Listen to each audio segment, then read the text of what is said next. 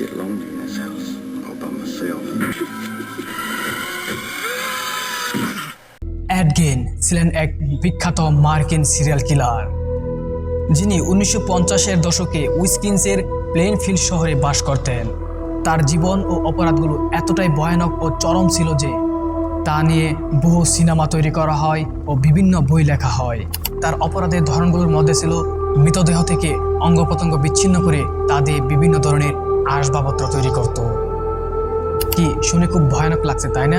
হ্যাঁ, আজকে এই ভিডিওতে এই সিরিয়াল কিলারের জীবনী কেমন ছিল এবং তার অপরাধের সূচনা কিভাবে হয়, আর মৃতদেহ থেকে অঙ্গ প্রত্যঙ্গ দিয়ে কিভাবে আসবাবপত্র তৈরি করত এবং আদৌ কি তার বিচার হয়েছিল কিনা, এই সকল প্রশ্ন নিয়ে থাকছে আজকের এই ভিডিও।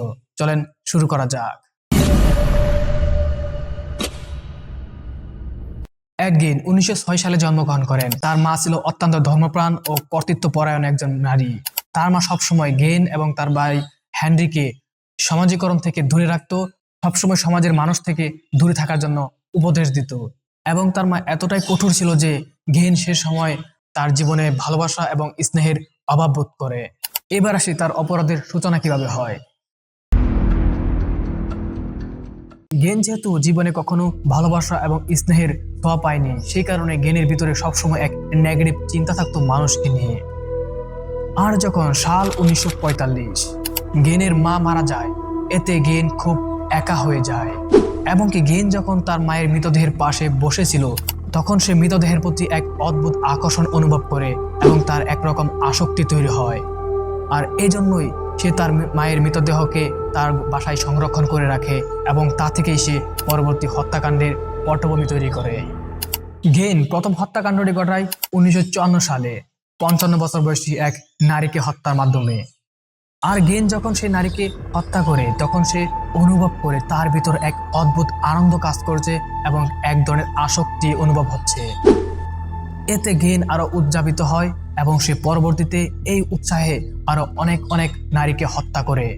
এবার আসি গেইন এই মৃতদেহ কিভাবে সংরক্ষণ করত এবং তা দিয়ে কি কি আসবাবপত্র তৈরি করত।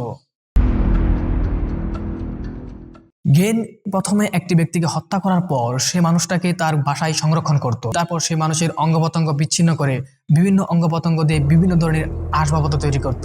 যেমন মানুষের চামড়া দিয়ে বিভিন্ন ধরনের সোফা, বিভিন্ন ধরনের পোশাক তৈরি করত, মানুষের কঙ্কাল দিয়ে বিভিন্ন ধরনের অলংকার জাতীয় দ্রব্য তৈরি করত, বিভিন্ন ধরনের চেয়ার তৈরি করত, মানুষের দাঁত দিয়ে সে বিভিন্ন ধরনের নকশা জাতীয় দ্রব্য তৈরি করত, এমনকি মানুষের চুল চোখ দিয়ে অনেক ধরনের ভয়ানক অদ্ভুত অদ্ভুত জিনিস তৈরি করত। আপনাদের মনে এখন একটা প্রশ্ন জাগতে পারে যে এত হত্যাকাণ্ড ঘটাচ্ছে, ওই সময় কি পুলিশ ছিল না? তার কি কোনো বিচার হয়নি? হ্যাঁ, এবার আসি তার গ্রেফতার ও বিচার সম্পর্কে। সাল 1957 গেইনের প্রথম অপরাধ প্রকাশিত হয়। গেইন বার্তা 6 নামে এক নারীকে হত্যা করে। পুলিশ সেই নারীর নিখোঁজ হওয়ার সংবাদ পায় এবং সেই নারীর খুঁজে পুলিশরা তদন্ত করতে বিভিন্ন এলাকা দর্শন করে এবং খুঁজতে খুঁজতে একসময় গেইনের বাসায় চলে যায়। আর সেখানে এক অদ্ভুত ঘটনা। পুলিশরা তার বাসায় গিয়ে স্তম্ভিত হয়ে পড়ে। সেখানে গিয়ে তারা ভয়ানক জিনিসপত্র দেখতে পায়।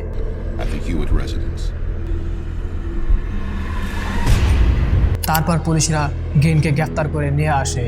এরপর গেইনকে জিজ্ঞাসাবাদ করলে গেইন তার সকল ধরনের অপরাধের কথা তুলে ধরে। এতে গেইনের সকল অপরাধের চিত্র প্রকাশিত হয়। অবশেষে পুলিশের পক্ষ থেকে সিদ্ধান্ত গ্রহণ করা হয় যে গেইনের অপরাধের পিছনে দায়ী ছিল তার মা এবং তার মৃতদেহের প্রতি আসক্তি। তার মা কেন দায়ী এই নিয়ে একটু পরে কথা বলছি, আগে আমরা তার বিচার কার্য নিয়ে কথা বলি। গেইনকে মানসিক রোগী হিসেবে আখ্যায়িত করে তাকে এক মানসিক হসপিটালে ভর্তি করে দেওয়া হয় এবং পরবর্তীতে তাকে কোনো মৃত্যুদণ্ড দেওয়া হয় না। কারণ হিসেবে বলা হয় গেইন তখন মানসিক রোগে ভুগছিল। এবার আসি তার মাকে কেন দায়ী করা হয়। আমি প্রথমেই বলছিলাম গেইনের মা সবসময় গেইন এবং তার ভাই হেনরিকে সমাজের মানুষের থেকে দূরে রাখার চেষ্টা করত এবং খুব কঠোর ছিল এবং গেইন কখনো ভালোবাসা এবং স্নেহের ছোঁয়া পায়নি। আর সেইখান থেকেই গেইনের মাথার মানসিক বিকৃতি শুরু হয়।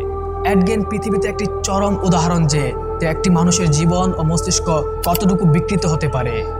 গেইনের এই অপরাধগুলো শুধু দেহের ক্ষতি নয়, মনস্তাত্ত্বিকভাবে সমাজের অনেক বড় ধরনের আঘাত হানে। ঘরে একা রেখে কখনো আপনার সন্তানের সুষ্ঠু মানসিক বিকাশ ঘটাতে পারবেন না।